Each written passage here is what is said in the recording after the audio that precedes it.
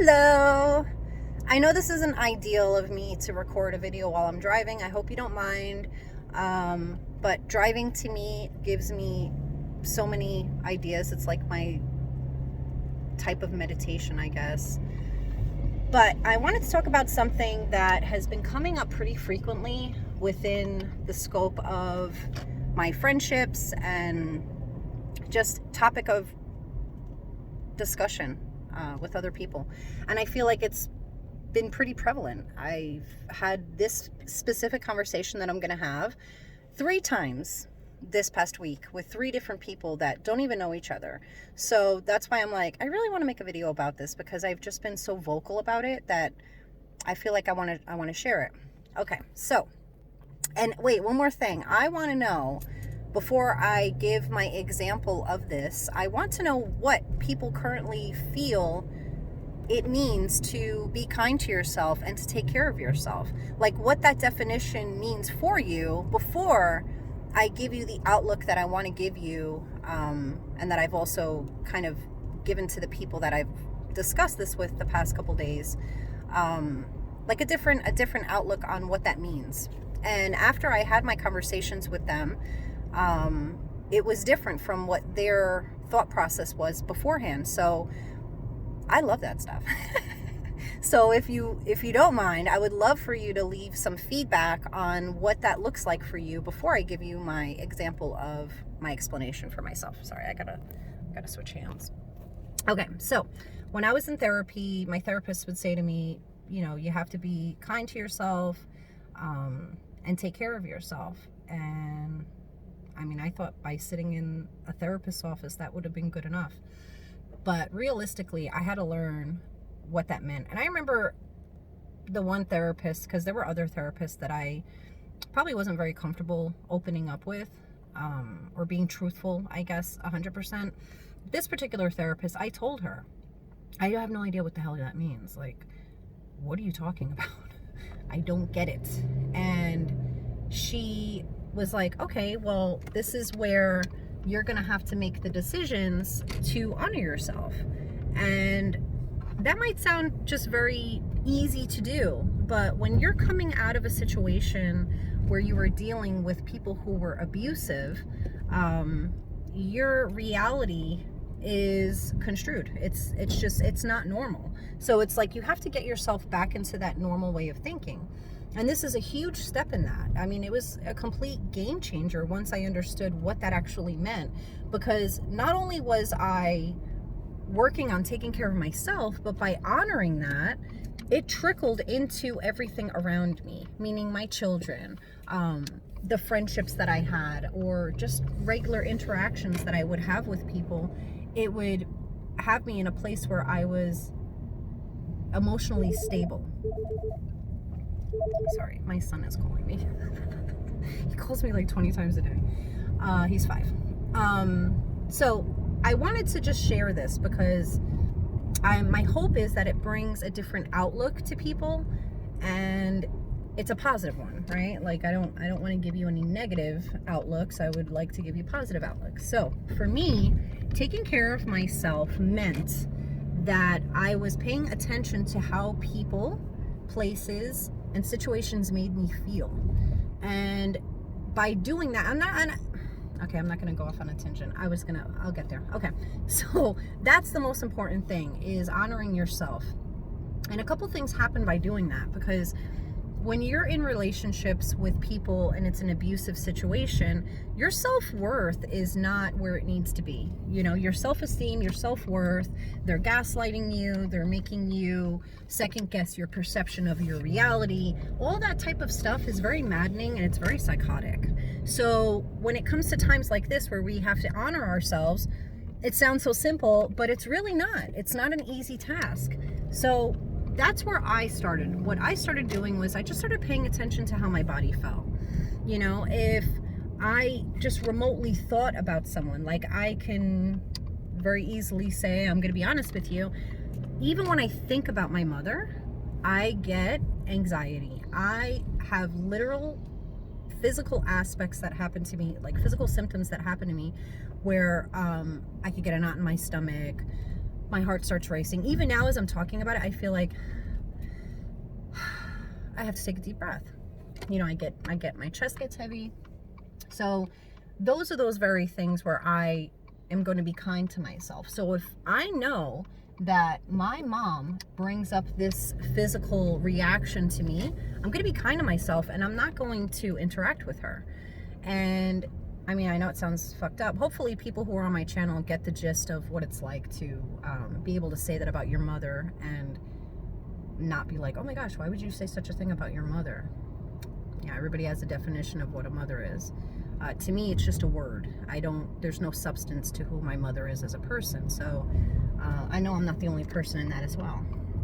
But it's those very things. So I started analyzing my relationships with people, you know, family, friends, even where I was working. And I had to really kind of like do a fresh reset of everything, because once you realize that your perception is off, or like say if someone's colorblind and out of nowhere they start seeing color, they're going to want to go back and maybe say, oh my gosh, I want to see all the things that I saw when I was colorblind, because now that I see color, I want to get a better experience from that. I want more from that. It's something that I've lived through, but I want to have more of a positive aspect of it. I want to see all the colors. I want to see, it's like that same mind frame is, once you realize that you were never putting yourself first, or you weren't taking care of yourself in that way of honoring yourself, you're going to want to look back and say, oh, okay, well, where did I not honor myself? So moving forward, I know how to be the person that I want to be. And in conversation with one particular person, I know I said I've had this conversation like 3 times. I asked this person, I'm like, so what does that look like for you? If someone were to say, you know, you need to start taking care of yourself, what does that mean for you? And this person was like, oh, you know, I don't know, maybe go buy myself something that I really like. And, you know, it was all very superficial things. And that's what I think is just completely wrong with the perception of what this means. Is it's not something that you're going to just gain that's materialized and it's going to make you feel better. You know, when you're taking care of yourself, it comes from the inside. You have to find a way to make yourself feel good on the inside. So yeah, I mean, it's a very simple task if you just apply it properly, right? Okay, I'm going to start honoring myself. I'm going to start respecting myself. I'm going to pay attention to how people make me feel. I'm going to pay attention to if someone makes me feel uncomfortable. And another thing I want to mention is, for me, I came across this thing with people that were in my life for a long time. And then it was kind of like, oh, well, you know what? They've kind of always been this way. So, you know, maybe I should just kind of take them for who they are, or accept them for who they are. And I'm not saying that you should put limitations or boundaries or expectations on people. I'm just saying that no matter how you're reflecting on it, always just remind yourself that you should be honoring how that situation makes you feel. How, if it does anything to you physically, because your body speaks to you in ways that your mind and logic don't coincide. I deal with that a lot because I've been through a lot of traumatic things, that a lot of times I will have something happen to me and my physical body goes into like a panic mode, and then my mind is very logical, and my mind will be like, no, what's going on here? And there's that conflict between my logical mind and my body, because my body has been so used to reacting in such a traumatic way that comes second nature to my body. So little by little, and trust me, I've come a huge way. I mean, now I can look back at things and go, oh my gosh, I can't believe that my idea of that was so distorted at the time. But I also can understand why it was. So again, that's a very important thing too. When you go back and you reflect on the way you thought, don't ever say like, oh, that was really stupid of me, or, oh, what's wrong with me? You're who you're supposed to be at every specific time in your life, right? So like right now, I am confident that I am who I am meant to be at this point in my life. It doesn't mean that I've accomplished becoming the person that I strive for every single day, because I work at myself every single day, but it means that I am enough right now. And even that phrase, is just such a pivotal phrase. I am enough.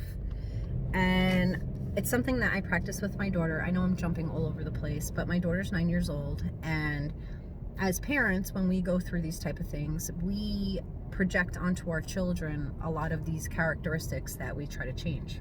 Like me, I'm referring to myself. I say we, but I'm talking about myself.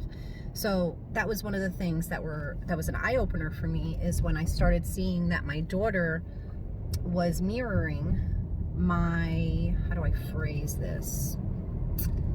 My emotional unstableness, I guess would be a great way to put it. Because it was a very hard thing to deal with as a parent. It's very hard to deal with a child that is emotionally unstable. I think that's just like one of their characteristics, right? But it was very difficult for me because I wasn't emotionally stable. So yeah, it's like you got to take these moments to kind of reflect on your children as well. And that should be just a huge driving force. That was a very huge driving force for me. Once I realized that it was more of a mirroring that was happening with my children, it was pivotal for me. So I'm sorry this video is so long. And as I'm driving, I'm like, I'm just like talking. But I think it's very important that we all learn what that means, or what that looks like for ourselves when we take care of ourselves, when we're kind to ourselves, because it's not the same for everybody. And that was another thing. I don't know if I even mentioned that in the beginning. Not that it's important, because I'm mentioning it now. But, you know, we all grieve different. We all heal different. But the bottom line is that if we experience something that has helped us grow and has helped us heal, I think it's so beneficial to share that with other people, in case that person or some particular person needs to hear that. You know that your alchemy through your healing and your hurt has helped another person. So that's all I can wish for by making this video. I hope it was relatable to somebody, and I'm getting on the highway, so of course I'm gonna have to end this video. But thank you for watching. I always appreciate anybody who takes the time to hear my words. I hope they were positive for you, and I'm sending you love. Bye.